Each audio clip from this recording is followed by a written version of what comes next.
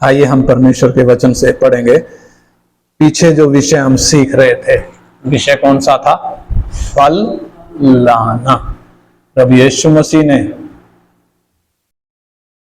यूहन्ना 15 अध्याय में वो 3 टर्म बताए। कौन कौन से थे?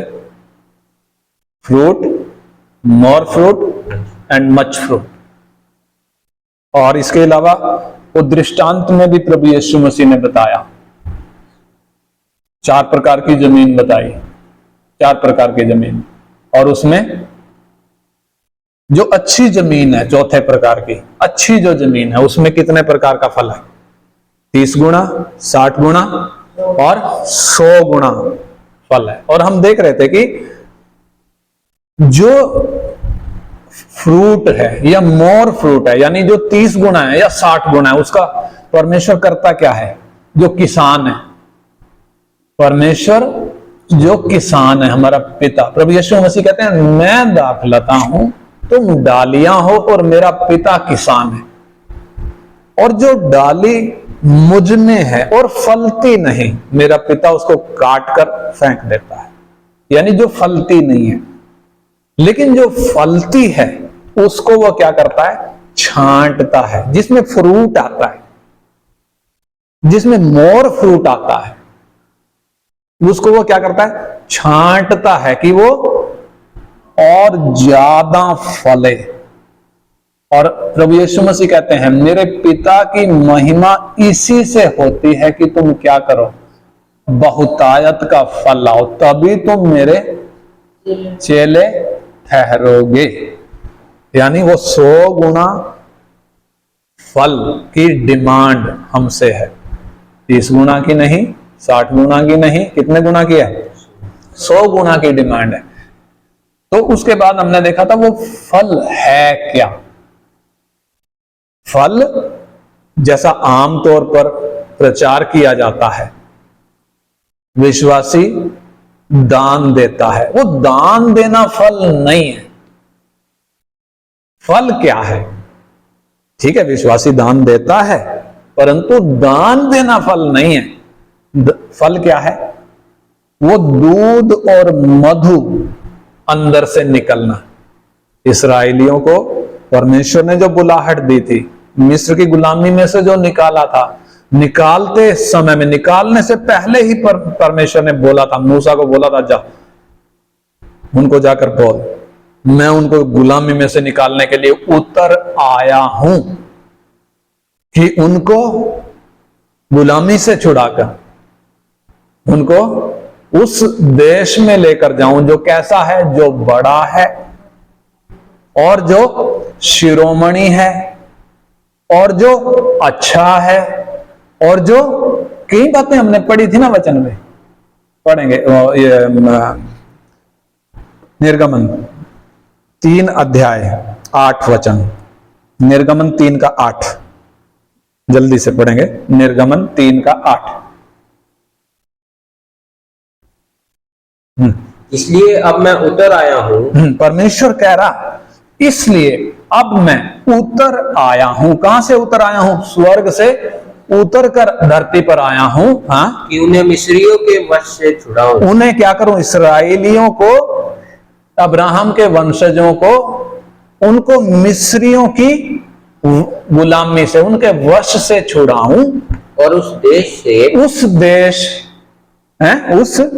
से निकालकर, मिस्र देश से निकालकर एक अच्छे और बड़े देश में, एक अच्छे और बड़े देश में। और हमने बाद में पढ़ा था, वो शिरोमणि है, सब देशों का क्या है? शिरोमणि है। एक अच्छे और बड़े देश में, जिसमें दूध और मधु की धाराएं बहती हैं। जिसमें दूध और मधु की धाराएं बहती हैं।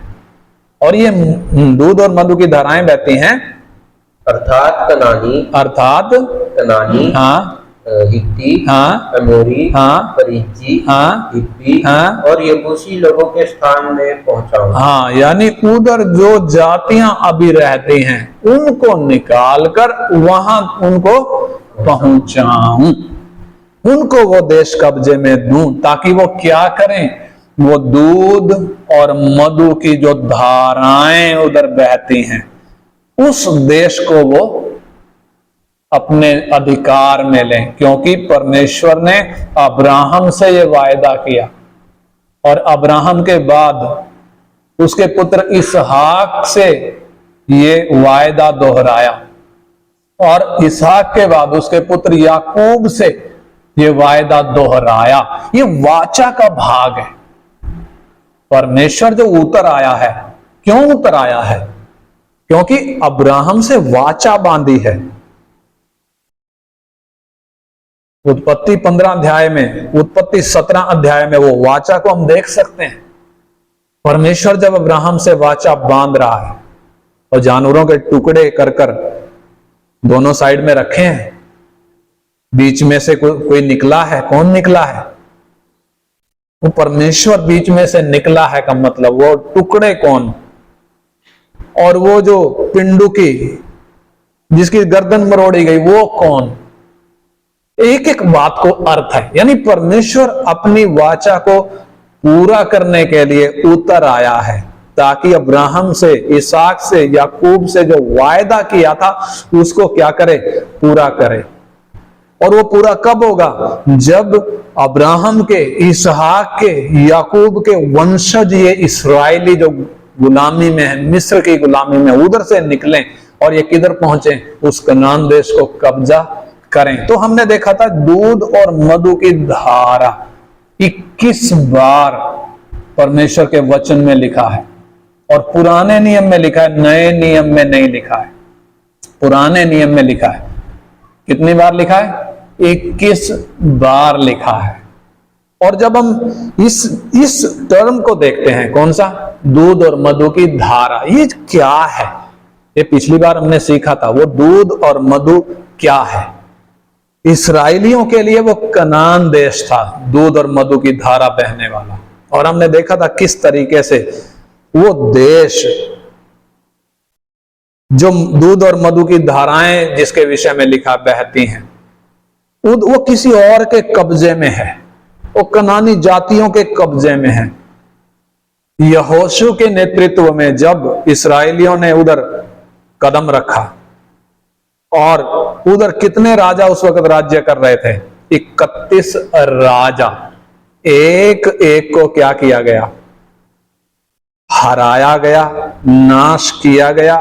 तभी ना जाकर इस्राएलियों ने वो कब्जा लिया और उधर से क्या निकला? दूध और मधु निकला। और दूध और मधु वो शारीरिक बात नहीं है, शाब्दिक बात नहीं है। यानी ऐसी कोई उधर नदी नहीं बहती थी जिसमें दूध बहता हो या जिसमें मधु बहता हो।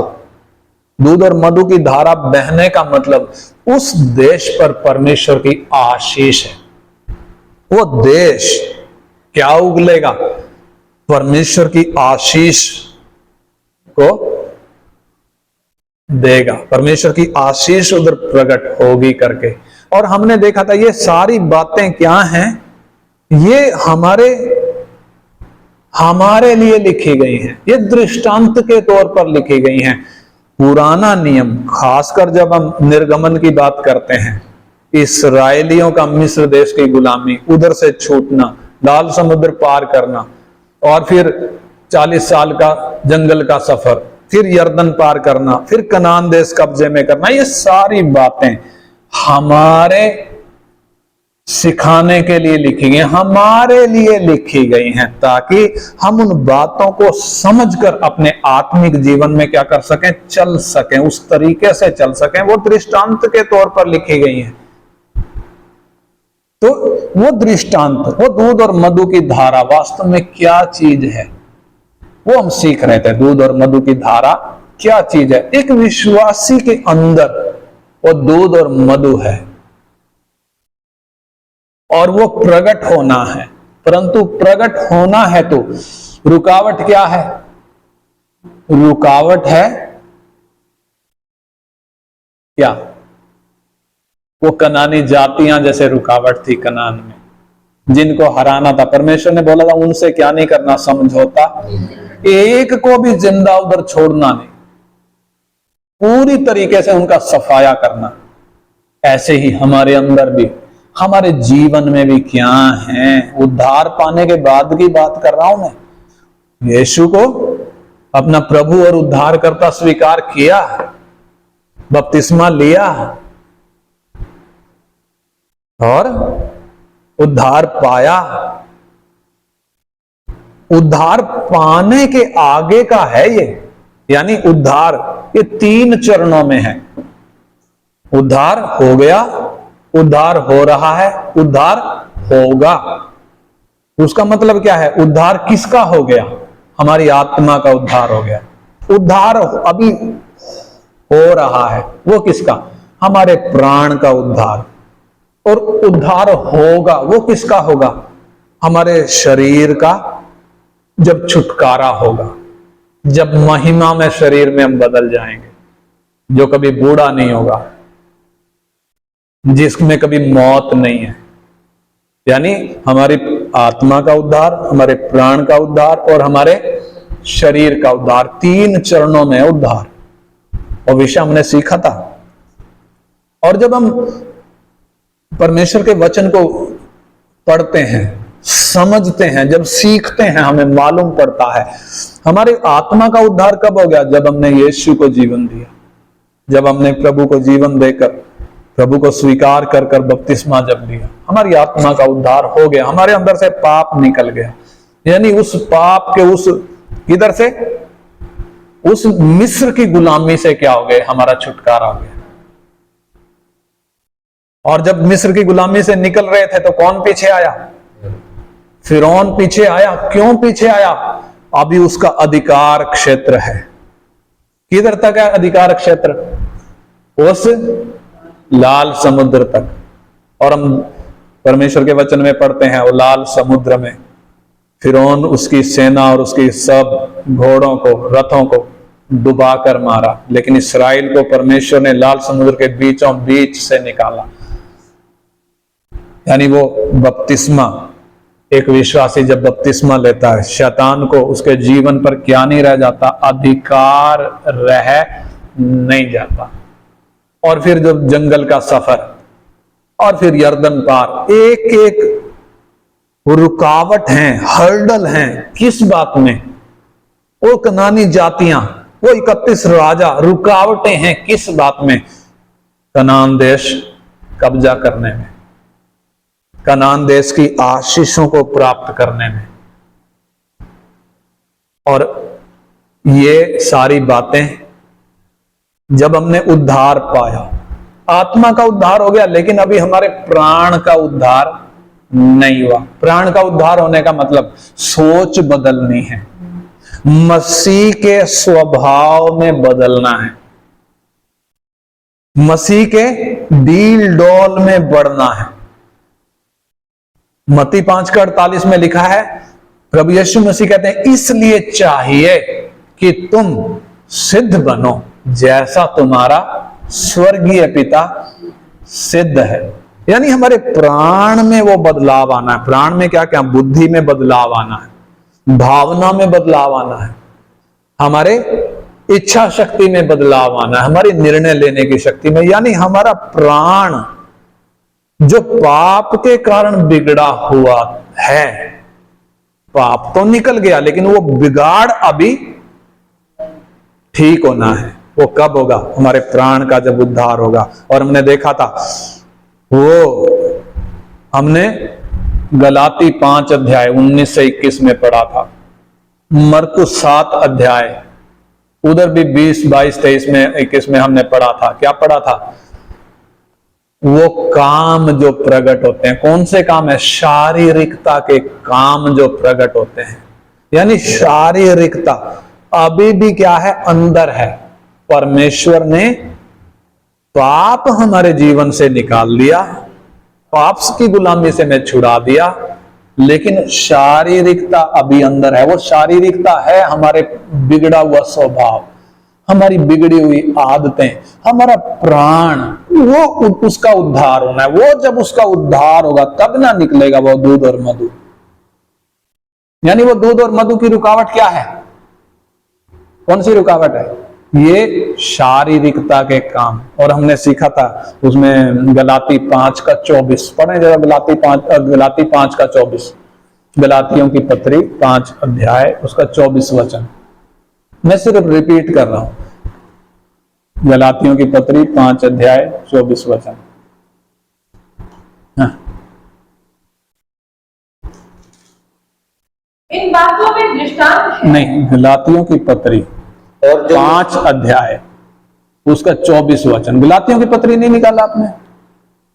हाँ। और जो मसीह यीशु के हैं, जो मसीह यीशु के हैं, उन्होंने शरीर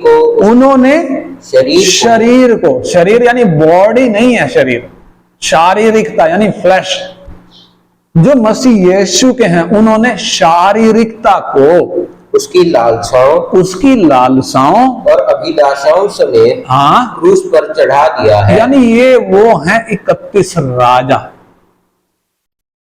वो कनानी जातियां उद्धार पाने के बाद एक विश्वासी के अंदर से मसीह के स्वभाव को निकलने से जो रोकती हैं। आपको समझ में आई बात? वो दूध और मधु की धारा क्या है? अंदर से वो मसीह का स्वभाव निकलना, वो है आशीष जो परमेश्वर हमारे अंदर से प्रकट करना चाहता है। लेकिन अभी किसका स्वभाव प्रकट हो रहा है? हमारा अपना स्वभाव क्यों प्रकट हो रहा है? वो कनानी जातियों से हमने समझौता कर लिया। क्या कर लिया? परमेश्वर ने बोला था उनसे क्या नहीं करना, उनसे उन पर रहम नहीं करना, लेकिन हम क्या करते हैं? अपनी शारीरिकता को गले से लगाकर रखते हैं, अपनी इच्छाओं को गले से लगाकर रखते हैं, अपनी अभिलाषाओं को क्या करते हैं? इधर लिखा है जो मसीह यीशु के हैं उन्होंने किया क्या है? क्या किया है? शारीरिकता को उसकी इच्छाओं और लालसाओं समेत। किन्होंने? जो मसीह यीशु के। हम किसके हैं? अब सवाल उठता हम फिर किसके हैं? हमने तो नहीं टांगा। क्यों नहीं टांगा? अभी भी हमारा स्वभाव प्रकट होता है। इसका मतलब हमने अभी शारीरिकता को क्रूस पर टांगा नहीं है। तो क्यों नहीं टांगा है? इसका मतलब हम कौन है? हम समझौता करके बैठे हैं। किन से? उन 31 राजाओं से। शाऊल को भेजा गया था अमालेकियों का क्या करना है? पूरा सफाया करना है। लेकिन वो क्या करके आ गया? उनके राजा को जिंदा बचा कर ले आया, अच्छी अच्छी भेड़ बकरियों को ले आया। क्यों ले आया? कहता है मैं परमेश्वर के लिए बलिदान चढ़ाऊंगा। अरे परमेश्वर के लिए बलिदान क्या है? आज्ञा मानना है परमेश्वर के लिए बलिदान। इसलिए उधर लिखा है 1 शमूएल 15:22 में हम पढ़ते हैं, आज्ञा मानना, कान लगाना कौन सा बलिदान है? वो भेड़ बकरियों के बलिदान से उत्तम है। क्या करना? आज्ञा मानना, कान लगाना। और एक वो व्यक्ति जो मसीह यीशु का है। मसीह यीशु का है मतलब क्या है? उसका मतलब क्या? जो मसीह यीशु का है। यूहन्ना 15 अध्याय में प्रभु यीशु मसीह जब कहते हैं मैं दाखलता तुम डालियां, मसीह यीशु का कौन? जो मसीह यीशु में बना हुआ है। और मसीह यीशु जिसमें बना हुआ है, मसीह का वचन जिसके अंदर बना हुआ है, वही तो लाएगा कितना लाएगा?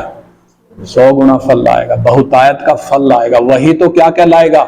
यीशु का चेला कहलाएगा। उसी के द्वारा क्या होगी? परमेश्वर की महिमा प्रकट होगी। परंतु हो क्या रहा है? हमने किससे समझौता कर लिया? जैसे गिब्योनी आए थे ना, वेश बदलकर, गिब्योनी वेश बदलकर आए थे। क्या बनकर आए थे? ऐसे लग रहे थे जैसे बड़े कंगाल लोग हैं, ये बहुत दूर के देश से आए हैं। यहोशू चकमा खा गया, धोखा खा गया, उनको पहचाना नहीं और क्या कर लिया? समझौता कर लिया। ऐसे ही हम भी समझौता करके बैठे हैं। किससे? कनानी जातियां। कौन सी? हमारा बिगड़ा हुआ स्वभाव, हमारी बिगड़ी हुई आदतें, हम पकड़े बैठे हैं उनको। क्या करे बैठे हैं? पकड़े बैठे हैं। उनको निकालने की बजाय हम उनको पकड़े बैठे हैं, ताकि क्या ना हो, वो दूध और मधु प्रकट ना हो। दूध और मधु वास्तव में क्या है? अंदर से वो मसीह दिखना है, मसीह का स्वभाव दिखना है, अंदर से वो परमेश्वर का प्रकाश प्रकट होना है। वो नया व्यक्ति जो आया है उद्धार के द्वारा, वो जो नया व्यक्ति आया उसमें प्रकट होना है, उसमें दिखना है। वही तो है दूध मधु। और दूध मधु क्या है? और दूध मधु क्या है? शारीरिक या सांसारिक आशीषें नहीं है दूध और मधु। दूध और मधु है अंदर से मसीह का स्वभाव दिखना, अंदर से परमेश्वर का पुत्र प्रकट होना। लेकिन रुकावट क्या है? हमारी शारीरिकता, उसकी लालसाएं और अभिलाषाएं। मसीह यीशु के जो हैं उन्होंने उसको क्रूस पर टांगा हुआ है, चढ़ाया हुआ है, तभी आत्मा के फल प्रकट होंगे। तभी तो आत्मा के फल प्रकट होंगे, तभी तो मसीह का स्वभाव प्रकट होगा। नहीं तो क्या प्रकट होता रहेगा? शारीरिकता के काम प्रकट होते रहेंगे, जो अंदर से अशुद्ध करते हैं, जो हमें परमेश्वर के राज्य के वारिस होने से रोकते हैं। टांग पकड़ रखी है हमारी, जाने नहीं देंगे। मसीह आएगा, ये क्या करेंगे? जाने से और रोक देंगे। ये कनानी जातियां इतनी घातक हैं, इसलिए परमेश्वर ने बोला इनका पूरी तरह सफाया करना है। प्राण का उद्धार, प्राण का उद्धार यानी हमारे जिंदा रहते, हमारे शरीर में रहते रहते हमने मसीह का स्वभाव प्रकट करना है। समझ में आई बात? दूध और मधु क्या है? हमारे अंदर से वो परमेश्वर का स्वभाव दिखना है। हमने परमेश्वर की सिद्धता में बढ़ना है। वही तो है वो दूध और मधु, यही तो है वो फल जिसकी मांग परमेश्वर करता है। मेरे पिता की इच्छा, मेरे पिता की महिमा इसी से होती है कि तुम बहुतायत का फल लाओ, और तभी तुम मेरे, प्रभु यीशु मसीह साफ कहते हैं, यानी मैं और आप कौन सा फल लाएं। उधर दान की जो बात आई थी, दान का मतलब कुछ लोग दान को क्या समझते हैं? विश्वासी दान देता है तो क्या समझते हैं? ये फलवंत है, फल ला रहा है। वो सोच गलत है। वास्तव में विश्वासी फल लाता, वो दान लाता है, उसमें कोई शक नहीं है, परंतु फल वो थोड़ी है।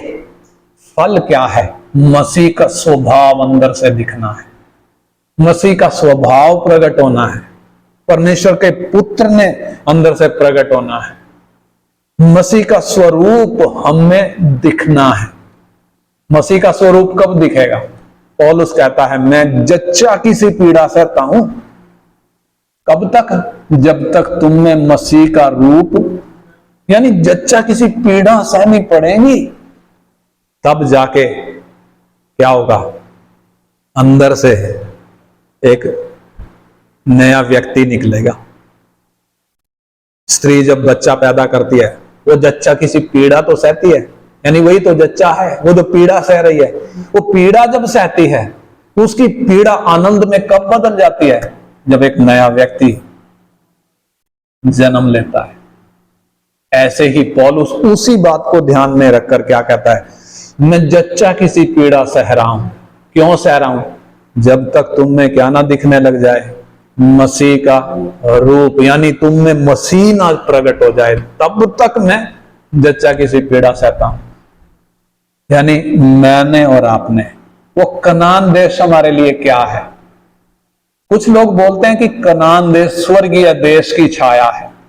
ना, कनान देश स्वर्गीय देश की छाया नहीं है। कनान देश हमारे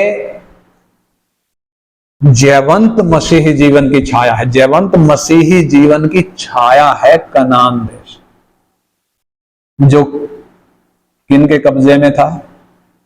अन्य कनानी जातियों के, 31 राजाओं के। इस्राएलियों ने एक एक को बाहर निकाला, परंतु हुआ क्या? उन जैसे परमेश्वर ने आज्ञा दी थी सबका सफाया करना है, उन्होंने सारा सफाया नहीं किया। गिबेयोनियों से समझौता कर लिया और भी जातियों को उधर रहने दे दिया। और परमेश्वर ने बोला था ये अगर तुम इनको नहीं निकालोगे तो क्या होगा? ये तुम्हारी आंखों में कांटे और तुम्हारे पांजर में कीलें ठहरेंगे। और वही हुआ, वही हुआ। आखिरकार इस्राएली जब 2 टुकड़ों में इस्राएल बंट गया, 10 गोत्र असूर की गुलामी में चले गए, 2 गोत्र यहूदा बिन्यामीन बाबुल की गुलामी में चले गए। क्यों? क्योंकि इन्होंने परमेश्वर की आज्ञा का ज्यों क्या त्यों पालन नहीं किया। ऐसे ही वो सारी बातें हमारे लिए दृष्टांत हैं। कहीं ऐसा ना हो बपतिस्मा लेकर भी, यानी उद्धार पाकर भी हम क्या हो जाएं? वंचित हो जाएं। किससे? मसीह का स्वभाव जो प्रकट होना था, परमेश्वर की सिद्धता जो हम में से प्रकट होनी थी, उससे वो दूध और मधु जो हम में से निकलना था, उससे हम क्या हो जाएं? उससे वंचित होने का मतलब हम किससे वंचित हो गए? थोड़ी ही देर का वास है इस धरती पर मेरा, स्वर्ग देश ही अनंत घर है मेरा। उस अनंत घर से क्या ना हो जाएं? वंचित ना हो जाए। इसलिए दूध और मधु का मतलब हम वो सीख रहे थे बात, दूध और मधु हम में से प्रकट होना है तो, मसीह का स्वभाव हम में से दिखना है तो हमने क्या करना है? अपनी शारीरिकता से और शारीरिकता के जो काम प्रकट होते हैं उनसे क्या नहीं करना? समझौता नहीं करना। मालूम है ये वो अमालेक है, ये शारीरिकता, ये वो अमालेक है। अमालेक कहां से आया था? अगर परमेश्वर के वचन को हम गहराई से अध्ययन करें, अमालेक कौन है? किससे आया? इसहाक के 2 पुत्र थे, एसाव और याकूब। बड़ा एसाव था, एसाव का वंशज है अमालेक, यानी एसाव का वंशज। एसाव बोले तो किस पे मन लगाया? एसाव ने किस पे मन लगाया? शरीर पर मन लगाया। उसने किसके बदले? दाल के बदले क्या बेच दिया? यानी अपने पेट की भूख मिटाने के लिए, अपने शरीर के लिए आत्मिक अधिकार बेच दिया। क्या हम भी तो एसाव नहीं है? मालूम है उसी के वंशज हैं अमालेक, उसी के वंशज हैं जिन्होंने शाऊल को उसकी राजगद्दी से उतार दिया। हमें भी तो राजा करके बुलाहट है, राजा और याजक की बुलाहट है ना हमें। कहीं ऐसा ना हो ये अमालेक हमें भी क्या कर दे? उस राजा की बुलाहट से वंचित कर दे। इसलिए परमेश्वर कहता है तुमने क्या नहीं करना? समझौता नहीं। मसीह के वो हैं, मसीह के वो हैं जिन्होंने क्या करा है? जिन्होंने बपतिस्मा लिया है करके वो नहीं मसीह के लिखे हैं। जो चंदा देते हैं करके उनके लिए नहीं लिखा है वो मसीह के हैं। जो बाइबल पढ़ते हैं, प्रार्थना करते हैं, जो उपवास रखते हैं, उनके लिए नहीं लिखा है कि वो मसीह के हैं। कौन है मसीह के? हैं? फिर से पढ़ें गलाती 5:24।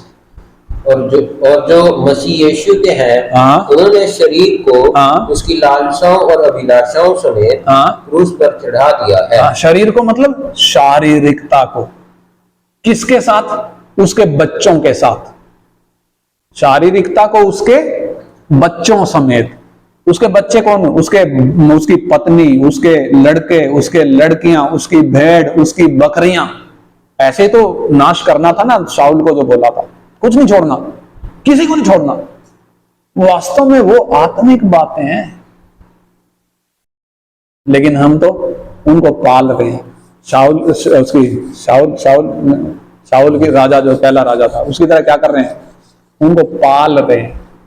अगर इनको पालेंगे तो दूध मधु प्राप्त नहीं कर पाएंगे, वंचित रह जाएंगे उस अनंत घर से, उस अनंत जीवन से जिसकी बुलाहट हमें मिली है। मसीह यीशु के कौन है? जिन्होंने शरीर को यानी शारीरिकता को उसके बच्चों समेत, उसके बच्चे कौन कौन है? उसकी इच्छाएं, अभिलाषाएं, और जो गलाती 5 का 19 से 21 में जब हम पढ़ते हैं, मरकुस 7 में जो हम पढ़ते हैं, ये हैं उसके बच्चे, बच्चों समेत क्रूस पर टांगना। यानी जब पूरी तरह उसका सफाया नहीं करेंगे, हमें मसीह जीवन का वो आनंद नहीं प्राप्त होगा। वो दूध और मधु, वो हमसे हम वंचित रह जाएंगे। और ये शारीरिकता ऐसी है, कब तक रहेगी हमारे साथ? हैं? कब तक रहेगी? जब तक हम शरीर में हैं तब तक साथ रहेगी। यानी ये क्यों रखा है परमेश्वर ने इसको? पाप के साथ इसको क्यों नहीं निकाल दिया?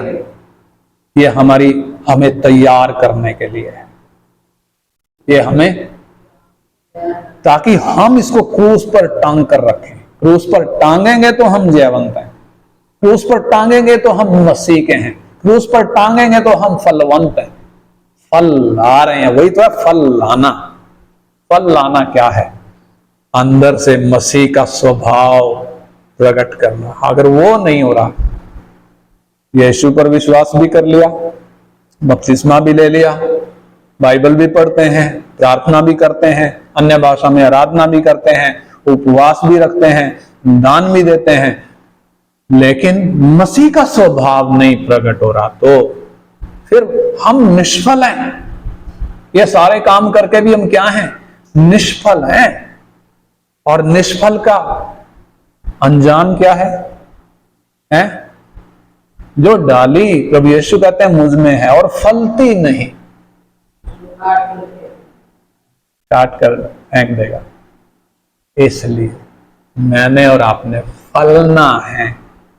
क्या करना है? फलना है। और वो फल क्या है? हमारे अंदर से आत्मा के फल प्रकट होने हैं, यानी मसीह का स्वभाव हम में से प्रकट होना है। इसलिए उसमें फिलिप्पी 2:5 में लिखा है, जैसा मसीह यीशु का स्वभाव था वैसा ही तुम्हारा भी स्वभाव हो। इसलिए हमने समझना इस बात को, फल क्या चीज है, वो दूध और मधु वो क्या चीज है। इसलिए आइए हम प्रार्थना करेंगे।